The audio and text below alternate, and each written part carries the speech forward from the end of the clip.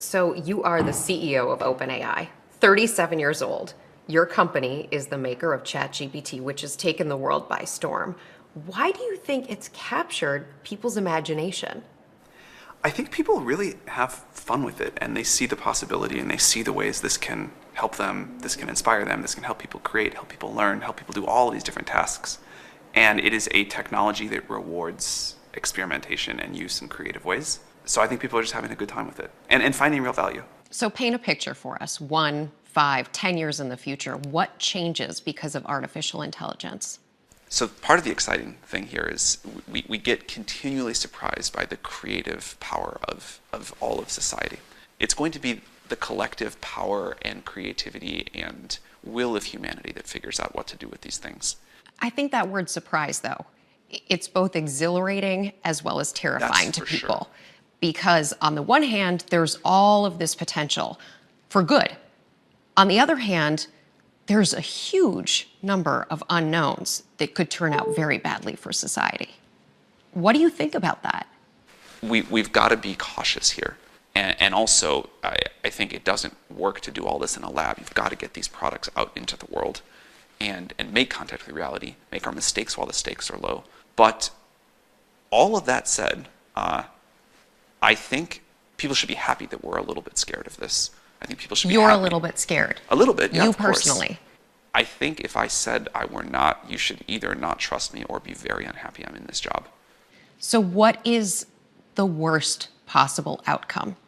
There's like a set of very bad outcomes. One thing I'm particularly worried about is that these models could be used for large-scale disinformation.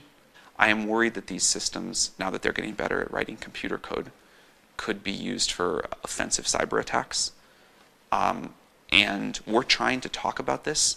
I think society needs time to adapt. And how confident are you that what you've built won't lead to those outcomes? Well, we'll adapt it. Also, I think You'll adapt it as negative things occur? For sure, for sure. And so putting these systems out now, while the stakes are fairly low, learning as much as we can, and feeding that into the future systems we create, that tight feedback loop that we run, I think is how we avoid the more dangerous scenarios. You're spending 24/7 with this technology. You're one of the people who built this technology. What is most concerning to you about safety? This is a very general technology, and whenever you have something so general, it is hard to know upfront all the capabilities, all the potential impact of it, as well as its downfalls and the limitations of it. Can someone guide the technology to negative outcomes? The answer is yes, you could guide it to negative outcomes, and this is why we make it available initially in very constrained ways, so we can learn what are these negative outcomes, what are these the ways in which technology could be harmful. Such as with GPT-4, if you ask the question to GPT-4, can you help me make a bomb, versus the previous systems, it is much less likely to follow that guidance versus the previous systems. And so we're able to intervene with at the pre-training stage to make these models more likely to refuse direction or guidance that could be harmful. What's easier to predict today, based on where we are, humans or machines? I would probably say machines, because there is a scientific process to them that we understand, and humans are just, there's so much more nuance.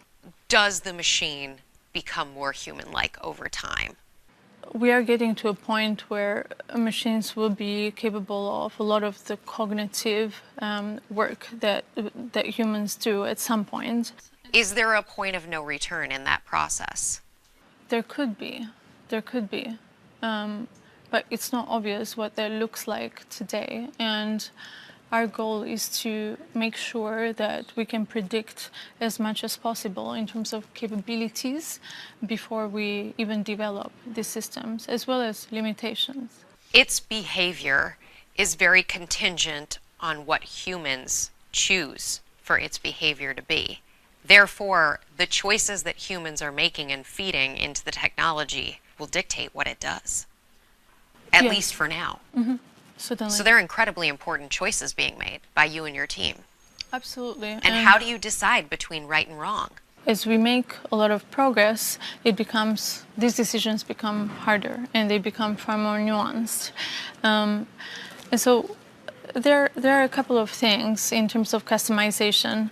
There is the part of just making the model more capable in a way where you can customize its behavior and you can give the user a lot of flexibility and choice in having the AI that is more aligned with their own values and with their own beliefs. So that's very important, and we're working on that. And In other words, it's almost the future is potentially a place where each person has their sort of own customized AI that is specific to what they care about and what they need? within certain bounds, so there should be some broad bounds, and then the question is, what should they look like? And this is where we are working on gathering public input. What should these hard bounds look like? And within these hard bounds, you can have a lot of choice in having your own AI represent your own beliefs and your own values. Are there negative consequences we need to be thinking about?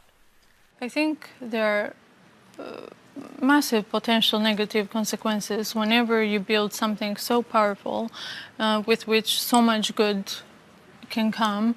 I think alongside it carries the possibility of big harms as well, and that's why we exist, and that's why we're trying to figure out how to deploy these systems responsibly. But I think the potential for good is huge.